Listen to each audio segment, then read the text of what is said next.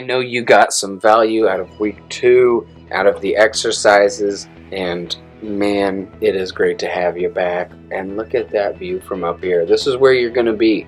You are going to rise to the top of success, and you are going to be flying a plane. And you know, there's no lanes and planes. You know, there are actually. I'm kidding. But you know what I mean. Up and down, 3 dimensions, baby. That's where we're doing. We're doing chess, not checkers, 3-dimensional chess, baby. So welcome to the art of influence. Small commitments lead to large commitments. You've probably heard this. Encourage yes responses, yes, yes, yes. Infer micro agreements. Engage interest and guide prospects effectively. Create a pathway of incremental steps to lead towards larger commitments. Leverage small wins to establish trust and drive towards bigger goals. All that to say that, it doesn't have to be a commitment about your product. It can just be like, it's a great day, isn't it? If you've ever seen that movie Life with Eddie Murphy, he walks up to him and he says, beautiful weather, or it's a beautiful day today, or something like that. And he immediately says, what do you want? And he's like, what are you talking to? I'm just trying to talk to you. And he said, my dad always told me that if somebody says it's a great day or says something about the weather, then they want something from you. And that is, how many times has a salesperson been like, it's a beautiful day today? Oh, it's beautiful, beautiful weather today. Yeah, because you don't have anything else to say. Think of something clever to say. If you're selling mattresses, say, like, hey, how'd you sleep last night? Well, come in, how'd you sleep last night? And you work on your fucking intro. Some people, I swear to God, and it's the most basic shit ever, especially when I go to like a restaurant or somewhere like that. You should walk up with a smile. Your smile is part of your uniform, by the way, and I don't care if you don't want to smile. You should fucking smile at me, especially if you want to tip. You know what I mean? I don't have to tip you anything, and I know you make $2 an hour, so dance, monkey. And I can say that because I used to wait tables all day, every day. Like, I've done it, and I know that grind, and I made really good money because I took myself very seriously, and I was very professional. I used to walk up to the table, I'd say, hey, welcome to Texas Day, Brazil. My name is Thomas. I'm going to be your server this evening. I'm going to be your server. You're not a waiter. If you wait tables, you are a server. I don't care if you work at fucking Waffle House. Call yourself a server, okay? Because people will respond by what you call yourself. You know what I mean? So small commitments lead to large commitments, though. And, when you smile and nod your head, just smiling and nodding your head yes, so people will follow you and nod your head yes. That is the first yes you can get. And then it's, if you want to say it's a beautiful day, mention the weather, you know what I mean? They probably will anyway. You don't have to mention that, but mention something related. If they drove up in a sweet car, like, it's a sweet ride, you know what I mean? I really like that thing right there, you know what I mean? You can compliment them in some way. Flattery is, always good. I don't care what anyone says. I've heard people say, oh, you shouldn't try to flatter people. Like, screw that, man. People's favorite topic is themselves. People will tell you all day, with sales, talk about themselves. Get them talking about themselves, and they won't stop talking about themselves. Like, yeah, and they want to be flattered, too. And, people want to be told and counted for the things that, attributes that they may or may not have. So, get their attention. You've got to get their attention, create urgency, do it tastefully. Use hand movements, facial expressions, and you've got to use them in a special way. I'll teach you how to use those in a special way, but that is definitely an advanced course, an advanced lesson.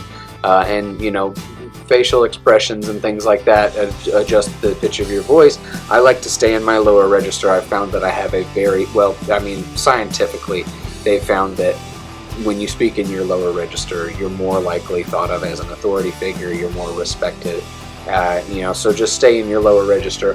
You don't have to talk like this. You don't have to fake, talking down like you have a voice that you don't have. If it don't fit you, if your voice doesn't fit your face and your expressions, then that don't make any sense. So, just stay kind of in a comfortable lower range.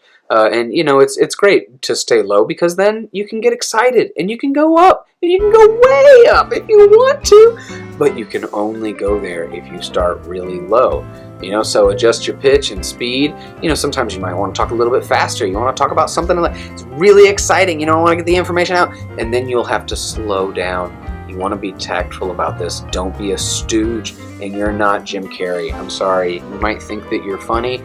But if your jokes don't land, do not do them. Test your jokes on everybody, and before you even test them on a client, ask somebody, hey, would this be funny if I said this to somebody? If they say no, don't say it. Be tasteful. Closing deals while qualifying prospects. So you're always closing, right? Always be closing, so the tone of your voice will close the client on being honest with you. If you come in sounding like a used car salesman, and this is the last time that you're ever going to get a deal like this, and I'm telling you what, people are so used to that. There's a Carnival Barker voice.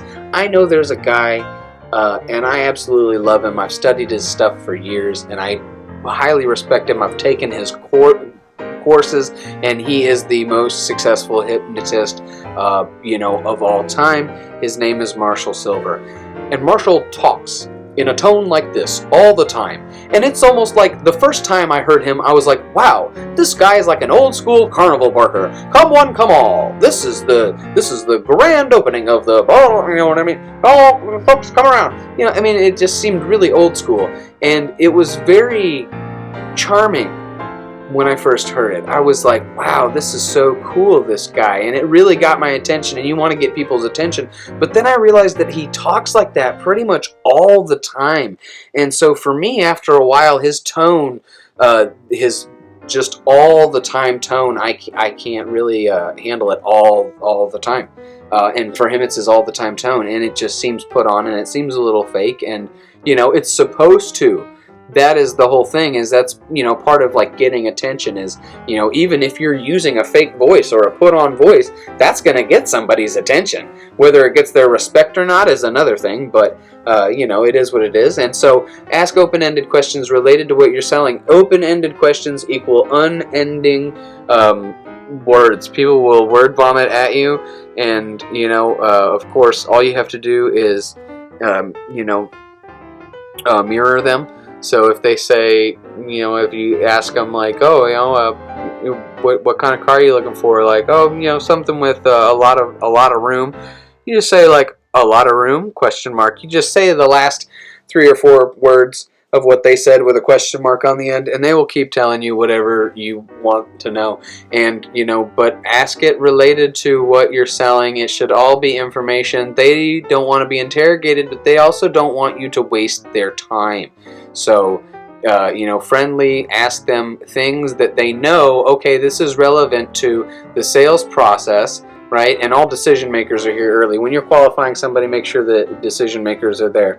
And that is one of the questions that you're going to ask, is, all our who would be, who else do you need to ask before you buy this air conditioner? Who else do you need to ask before you purchase this vehicle? And make a criteria to prioritize leads. So after you've qualified somebody, and for, if you're on a car lot and people are just walking in and you get their information, this would be prioritized leads for prioritizing the follow-up. How quickly are you going to follow up with them? If there's somebody that already had a brand new car, you may call them quickly. Who knows? They may want to buy a new car. Maybe they want to ball out like that. Did they seem like they want to ball out, or do they seem like the type that they just visit the car lot with their new car, looking at shit just to look at nice cars because they love cars, and they're not going to buy anything, and you just need to move on from that one. And like the mom that her car just broke down, she's looking at a couple of places and she needs a car right away. Follow up with her and tell her that you can make a special deal for her. People love to be special. Qualify them though. Ask the right questions, and then listen actively. Shut your mouth and listen. Do not interrupt. Avoid leading questions that will influence their response. Don't say something like, God, I'm trying to think. But a leading question would be something that you ask them that would, that would lead them to pick something like, do you want the white or the tan? You know what I mean? Do you want this white color, or do you want this beautiful tan color? Like, you know what I mean? If you're trying to push the tan on them because you get a better commission on it, like, okay, maybe, like, whatever, be looking out for your dollars. I have to respect you looking out for your dollars. But, if the person then says, like, oh, I really like that white, don't then go and push the tan on them. You know what I mean? If they want a blue car and they really don't like green, don't push a green on them, and don't try to steer them in a way that they don't want to go. You know what I mean? When it comes to something, because that is emotional, and that emotion of you pushing them is going to be the worst thing ever. They're going to remember that. They're totally going to remember that emotion that they felt when you tried to sell them something that they didn't want. You know what I mean? They've got to be emotionally invested in it. They've got to think that it's beautiful, or they've got to think that it's going to make them a lot of money or something like that. So maintain a positive and professional tone throughout the conversation. If they shoot down your tan and they want the white, if they want the blue instead of the green, don't get butt hurt. You know, just move on. Right? Understand their needs, their likes, their dislikes, their motivations to tailor their solutions effectively, right? And then identify their preferences, and then uncover pain points. You know, people are going to move towards pain. Shows what kind of person I am. There's a Freudian slip for you. People are going to move towards pleasure, and they're going to move away from pain. And that is two levers that you're pulling on there. And you're going to pull on both of those levers, you know, as hard as you can without offending the person. You know what I mean? You want them to be emotionally involved, activate their right brain so that they start actually listening to you. You know, get them, you know, artistically involved in some kind of way. You know, ask them about their, you know, their preferences and things like that, and then you will uncover. People will give you everything they want to talk, and they, you know, especially a salesperson, they will unload on you. People will act like you are their therapist, just like when I was waiting tables and working at Subway. A salesperson is like, you know, it might as well be called therapist, because people will just unload all of their pain points and just tell you all about like the worst experience they ever had with XYZ. And as long as it is relative to your thing, that is important information, because that is how you sell them on yours, is by saying, we are never gonna put that pain on you. Remember that pain? You don't want to go through that pain again. They're going to move away from that pain and towards the pleasure of working with you. And then establish clear objectives to develop strategies that meet their goals. We are going to XYZ, but you always want to tell them that it's going to be really easy, and it is going to we are going to hold your hand the whole time. You know, you don't want people to, you know, it's going to be hard. We're going to bail on you as soon as you buy our product. We will not be around after that. That doesn't sound good. Nobody wants to buy that. So customize the content, capture attention. You know, we roll it in examples, and testimonials. Testimonials are so powerful. It was a long time before I realized the importance of, like, hey, Janice over here had the same concerns you had, and she trusted us to do her job. She trusted in our product, our service, our idea. Our PSI kept her rolling for miles and miles. And then highlight benefits, deliver a compelling message, you know, for maximum impact. And I can't tell you enough. Watch movies. You know, watch the best actors. You know, Google the best actors, the best speeches, and, you know, look at the pacing that they use, the tone that they use, and you know, how they sound when they're certain of things, because certainty is important in building trust, and active listening. You know what I mean? Don't interrupt. Shows respect and builds trust. Allow others to express themselves freely and foster open communication. Being present in the moment signals attentiveness and genuine interest. Make eye contact. All right? You don't want too much eye contact. Mirror as much eye contact as they're making, and a little bit more. Keep in mind that a 6-second held gaze between two people sends a signal to your brain that you either want to fight the person or breed with the person, because you have fight or flight, and then you have feed and breed, and that's why there are the 3 different personality types. That's why there are 3 different classes of people. 30% that buy, you know, are ready, are kind of ready, and aren't so ready, and then there's the 10% that don't buy at all, because you know, if everything fell apart and we turned back to cavemen, we would be broken down into fight or flight, which means you see something in the wild that you don't understand, you're either going to run from it, you're going to fight it to kill it, or you're going to make friends with it, and you're going to you know, have sex with it. So that's where all that comes from. So, and it's all about creating a safe space, you know, for discussion, and to encourage their honesty and their vulnerability. You know what I mean? You know, let them know that they're safe to be open with you, and, you know, by being open, you know, with them a little bit, you know, be vulnerable with them. by being present and by making that eye contact, but not too much eye contact, because too much eye contact is just, you don't want to creep people out, and you'll know when people start to get a little uncomfortable. But that's okay. Make them a little uncomfortable. Make people squirm a little bit. I've heard people say like, oh, in sales, never make them mad or sad or fuck that. No, you need the gamut. I need you to feel everything, because I need you to feel, especially if it's something that isn't normally something that people buy, but could really benefit their lives, like like a new air conditioner. If it's going to save them money on their power bill, or like a vehicle that's going to save tons of gas, like somebody drives a ton and they're like, oh yeah, I'm spending $400 a month on gas. And it's like, what do you need that vehicle for? Like, oh, I just kind of like it. You know what I mean? Like, you're totally clear to kind of push on that person and be like, hey, you could save $400 a month by driving this vehicle over here. And I mean, this is a sweet vehicle for all these reasons. All these luxury reasons. And it's just part of the game. But make them feel the pain of that gas bill. You know what I mean? Or make them feel the pain of that power bill if you're selling them an air conditioner, and make them excited about saving money, And then clarify complaints. Early objections or complaints. You know what I mean? If somebody, if you're selling a car and somebody's like, oh, but this doesn't get good gas mileage, or this, this doesn't have enough power, this doesn't go very fast. Like, okay, well, how fast do you really need to go, dickhead? But you don't say that. You know what I mean? Like, oh, it doesn't have very much power. Oh, that's not, people will complain. They'll say little bitchy things, you know what I mean, to try to throw you off. You smile and you look at them, and a lot of times I just ignore them and just keep it moving, just because it's a complaint. It's an opportunity to provide further clarification. You know what I mean? You could ask them like, well, what do you mean by that? You know what I mean? And then they may not even have shit to say. Oh, I don't like the way it looks. Like, what do you mean? Like, oh, I just don't like the way it looks. Like, no, what do you mean? Like, call them on their bullshit. You know what I mean? If they're gonna bullshit. But but really, if you're gonna call them out, call them out. Otherwise, just kind of be like, yeah.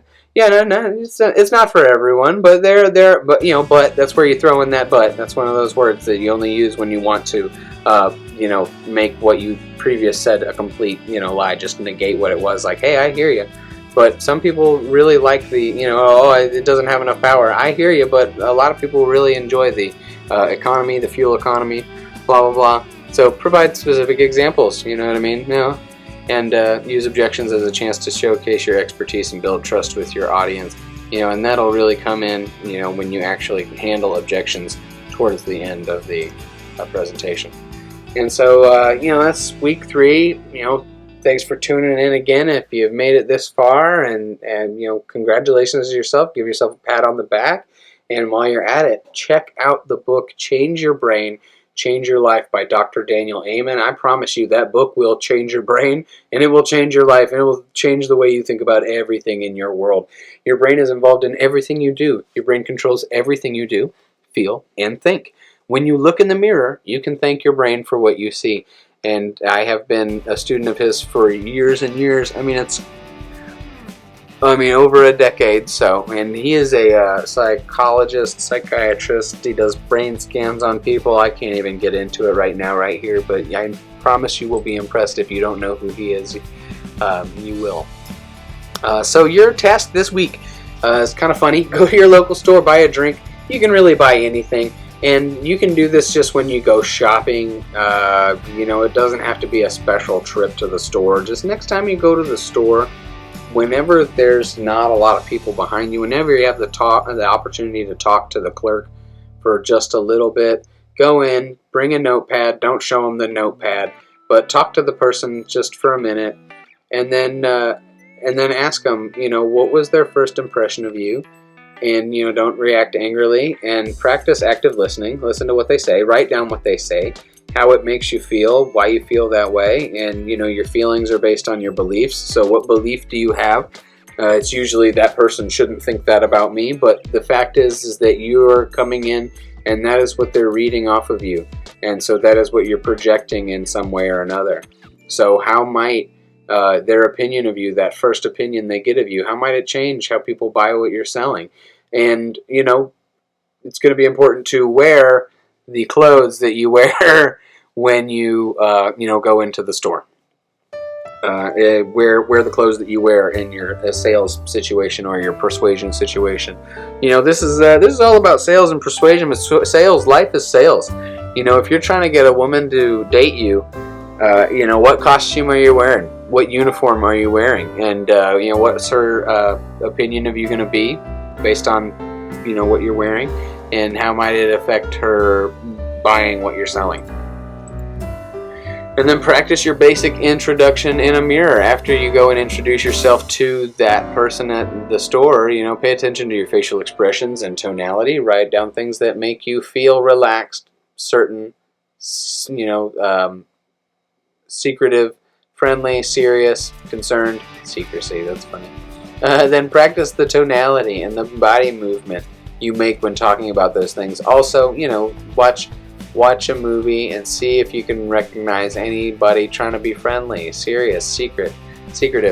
Because in the end, these are what's called tactics. And I'm giving you tactics, and you may or may not know this, but I have a degree in theater from the University of Alabama at Birmingham. And, I did acting and tech, and I did acting for the camera. And, the first thing they're going to tell you is that you don't act. You're not acting on stage. They call it acting. But what you're doing is you're playing a tactic. You know what I mean? You're playing friendly. You're playing serious. You're playing relaxed, or you're playing certain. These are just, and so you can look up like tactics for acting, and you can see a whole list of tactics, and you could go through it and pick out ones that you think are going to be handy in a sales scenario. These are really the most important ones, and you're going to want to know a body movement. Like a lot of people, they'll slap the back of their hand into the palm of their hand when they're certain, because they know beyond a shadow of a doubt that Jesus Christ is Lord, right? But or they're serious, like I'm serious. I'm serious. You might put your hands up, or who knows what you do. But look at what you do, and if you kind of shake a finger, or if you make some kind of body movement that's a little offensive, ask people. Do the movements for your accountability buddy, and ask them how they would feel if somebody approached them doing that in a sales scenario. Practice using mirroring with them too, your accountability buddy, if you can, or with anybody. These are used to establish rapport with clients. When you repeat the last few words of a sentence to keep somebody talking, and keep them on topic. In fact, to do that with your friends, and pay attention to verbal and nonverbal cues, and just see how aligning with someone's communication style. You want to mirror and match them. Use the words that they use and the tone they use, the speech and rhythm patterns. Match them as much as you can, and see how it really opens them up to wanting to talk to you. And almost talk. You're a mirror. They're talking to themselves in the mirror, but they're afraid of their own face. They're afraid of telling themselves the truth, and that is what you're there to do as a salesperson. And that's why I say it's okay to make somebody mad or sad or angry, like, whatever. Can we get back to the sale, though? Can we, now that I've made you so emotional, I'm just your mirror. I'm just your buddy here, helping you out. I have a product that can solve a problem for you, and I know that it's the right thing for you to do. So if you're willing to relax and calm down, if you're scared, if you just relax for a minute, then we'll hold your hand through this whole process, and we'll get your problem solved. But they should never be afraid of you. That would make sense. If somebody gets mad, they start getting mad, acting like you're pressuring them, because some people feel pressure at different stages. Some people, you won't pressure them at all, and they'll be like, oh, you're really pressuring me here. I feel like I'm being pressured. And that's one of those people that's just a runner. They're a fight or flight, and they're a flighter. And you'll run into those people that feel like they're being pressured, and that's when you say, hey, I hear you. I'm not trying to pressure you in any way or make a decision that you're not comfortable with, and I understand where you're coming from. You seem like you're getting a little upset, maybe even a little angry, and I would be angry too if I had waited this long on making this decision. And that is something that you can always circle back to them. Is, you know what I mean? Do it tactfully like that. Do it nicely. But if they start acting like they're going to get mad at you for something, circle back to them. You're there for a reason, or they're there for a reason. You have a product that you can present to them. They could walk out the door at any time, or if you're in their house, they could kick you out at any time. But the fact that they're still talking to you while they're upset means that they're still considering your product. You know what I mean? So until they say get out, how long can you hang in there? Sales and closing is a war of attrition. So match their communication style. The more you mirror them and get them friendly with you and get them seeing you as them, and don't do it like a psychopath, like you're oh my god, this is all basic stuff. Sometimes it feels like it's hard to explain just through audio, and that's why you really need the advanced courses or the in-person training. But for now, I'll just say do it tastefully. A tactic known as a tactic blown. Douglas MacArthur said that. So if you do it too much, they're going to pick up on it and they're going to start to resist you, and it's going to be no bueno. So you'll start to see that. I mean, if you're active listening like you should be, which is sitting and listening and actually listening and not thinking of what you're going to say, listening and processing what they're saying fully and completely without judgment.